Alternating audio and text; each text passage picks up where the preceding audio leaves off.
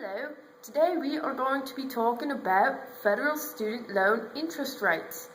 Talking today will be Timothy Dane, Andrew Alcott, Abigail Bailey, and Paige Buchholz.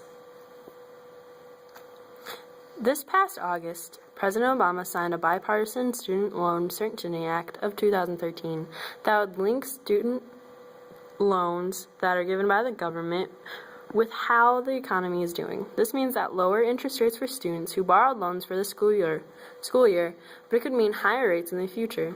What are the rates? Who profits? And what are the effects? Is what this PowerPoint will discuss. What are the current rates? This past school year, last school year, there was an interest rate on a direct subsidized loan of 3.4%. And for this school year that we're in currently, it was 3.86 for undergraduate students.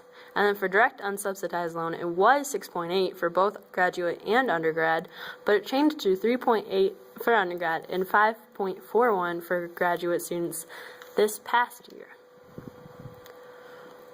What would the rates change to? The interest rates are not going to change to a set number, but rather change yearly depending on how the economic market is faring. So that means if the economic market is doing well, the rates will be higher, whereas if the economic market is doing poorly, the rates will be lower. However, Congress has imposed caps on how high these rates can go in future years. 8.25% for undergraduates, 9.5% for graduate students, and a 10.5% for PLUS loans. What are the intentions? The lawmakers who got this bill to be approved wanted to lower the interest rates that students have. It's the first step in a broader, concentrated fight to rein in those costs of a college education. That means that roughly 11 million students who applied for a loan this year will save around $1,500. However, the legislation would cut the deficit by $3.7 billion in over 10 years. That means even though they say their intention is to help students, they are also trying to make a profit in order to cut down the deficit. So how much money does the government actually make off of us?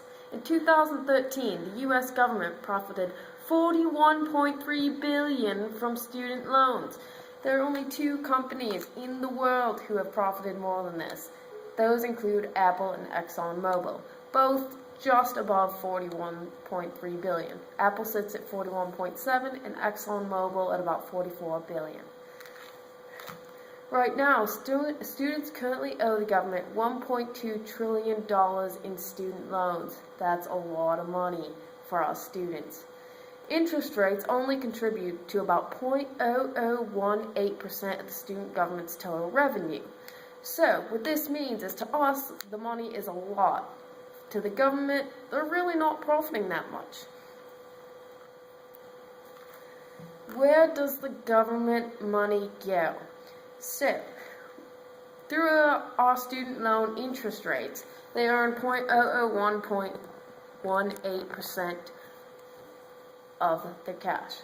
All this money that they earned goes into one central system, and then it is redistributed this way. Now, as you can see about the little blue sliver, only 2% of the money the government makes is spent on education. That's not a lot when you look at the whole picture. We spend more money just on transportation than we do on education. And to me, I don't think that's too right. How about you think about that one for a moment?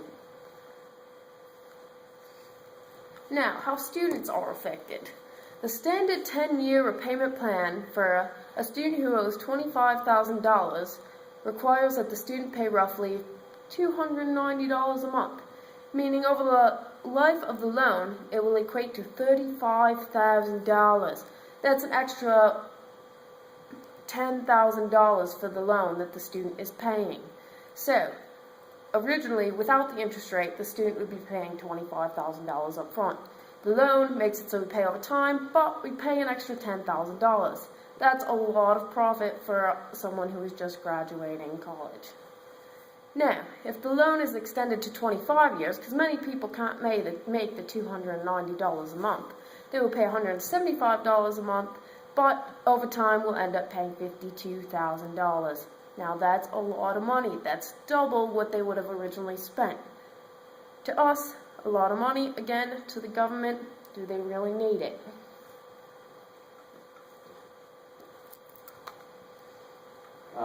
Americans throughout the country are protesting to Obama and his newly enforced taxing laws.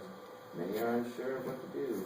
Parents are unable to make payments, forcing students to drop out, and some are even blaming high use of prescription pills on students due to the stress that this has brought.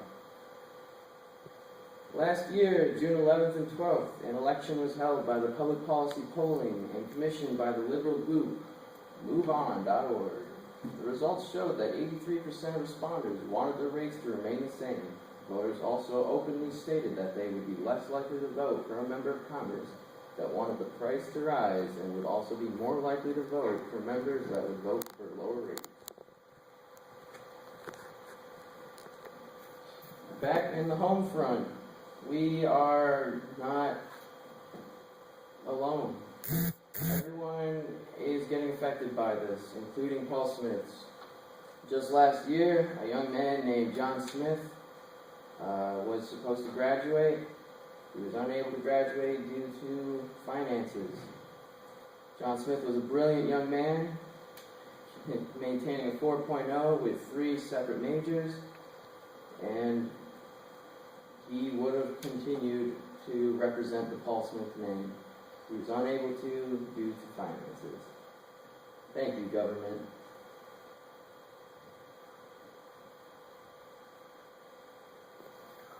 Overall, right now, students owe the government $1.2 trillion in student loan debt across the nation. To put that in perspective, that is more than the entire nation owes on their credit card debt. We hear about credit card debt all the time, but you know what? Student loan debt, even bigger. So here we have the effect on economic efficiency.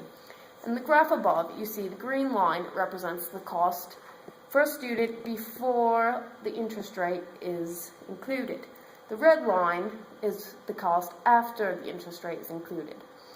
The blue shaded area is the area that is created called deadweight loss. Now, where the blue line and the green line intersect, that is called market equilibrium. The market the price changes, and when the interest rate is added and that blue space is created, that means that economic efficiency is lost. The dead weight, that's profit, that's just in the air, it's lost. The consumers, they lose their surplus, and the producers gain surplus. So that means that overall, the consumers, which is us students, are losing our surplus and the government is gaining surplus.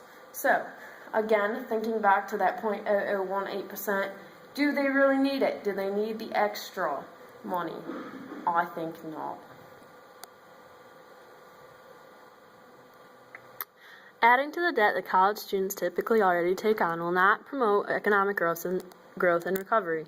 People with college degrees already contribute enormously to these efforts by creating jobs, businesses, new markets, and innovating new systems and products. Given the disproportion between the revenue for the federal government and economic cost to loan borrowers, should the government be profiting directly from students who are already nearly $30,000 in debt on average for their educations? Not only should the federal government discontinue or at least reduce its interest rate on federal student loans, it should also shift funding towards more grants and scholarships. On a local scale, communities with more college graduates experience higher wages overall. Policies should be aimed at promoting the accessibility of education instead of turning a profit from it.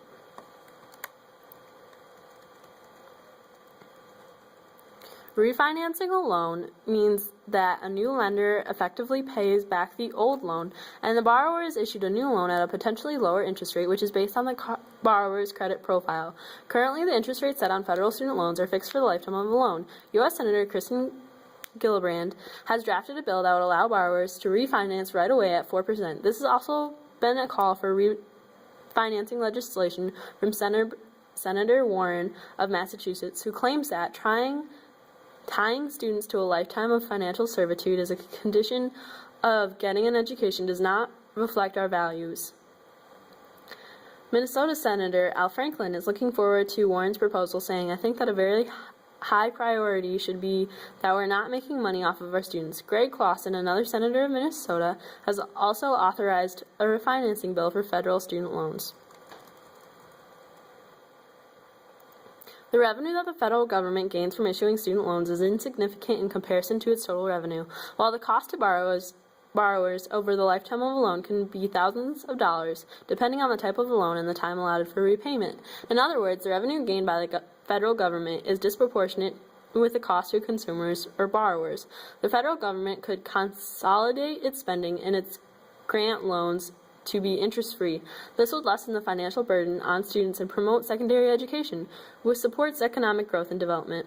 Currently, most student loans are federal loans. It's been suggested that the federal government get out of the student loan business. Students would likely have to turn to private loans, which generally have higher interest rates and fewer protection options over the repayment of a loan. Private loans often have interest rates that are variable, meaning they go up and down with the borrower's consent. If the federal government steps out of the market for student loans, college educations would become less accessible. And thank you for watching.